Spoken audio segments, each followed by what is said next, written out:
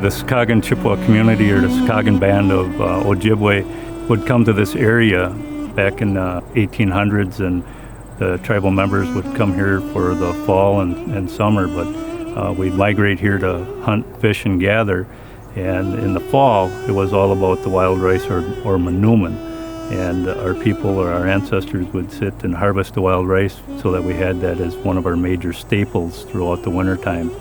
It's an area that we came here for, and that's why we exist here today. Situation right now, because of COVID and everything being shut down, isn't ideal. But for us, a 1 to 2% chance of death in this community means 1 or 2 elders die. And that's too many already. Every year when we lose elders, we lose a little bit more of our culture because of the stories that we weren't able to collect. I lost 3 brothers because of COVID. They were probably one of the 3 oldest brothers in the community. We realized right away that communication is always something that needs to be available. If we don't communicate, that's where we're going to struggle, and that's where the community is going to struggle in getting out its message, whether it was for safety, for COVID-19, in order to protect our elders, to protect our language, to protect our culture, and to protect our babies and little ones. We did have a little bit of broadband service, but with the number of users that would log on during the day, it would shut the system right down. It would lag, wouldn't provide adequate service for the individuals to utilize the services that they need in order to maintain that education. But it also impacted our tribal government, our services. We were trying to have individuals work from home remotely, and just in this area, we're in a remote rural area, and the services here are just not the greatest.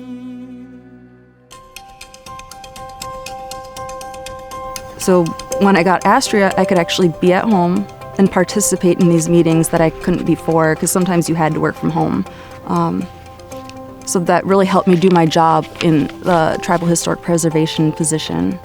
My grandpa, he was one of the first people on the res here, first elders on the res to get Astrea, and I set him up right away. And watching him learn how to interact with technology and having the patience to do so, I know this can be done with other elders around this community. Yeah, in the wintertime I got related to, then I began to start really playing with that, pushing this and that. I got to get it, go from here to there and there.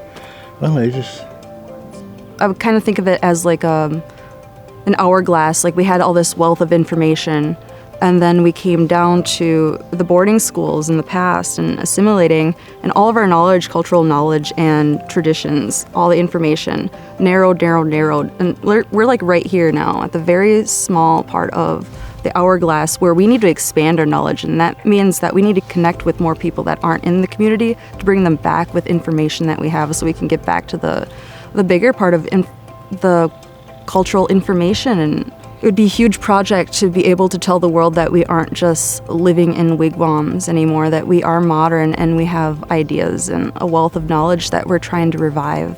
It's a global conversation that we will be in charge of, because we can be directly connected to every person in the world with reliable communication. And during the pandemic, when everyone was so isolated, I think we all understood a little bit more that human connection actually is what is needed and has always been needed, and that's how we survived in tribes. You know, we needed to depend on one another. What's most rewarding to me when we're working with these tribal communities is really that we're bringing them to be connected to the rest of the world. If not, their culture starts to dissipate every day. The tribal members, their culture, their community slowly dissolves over time if we can't provide the infrastructure there. And I like to think that we're a part of sustaining that culture, because it's important to all of us as Americans. And the more they can stay there and be competitive in education, be competitive in their work life, they've got a chance with that architecture to sustain their culture and their identity.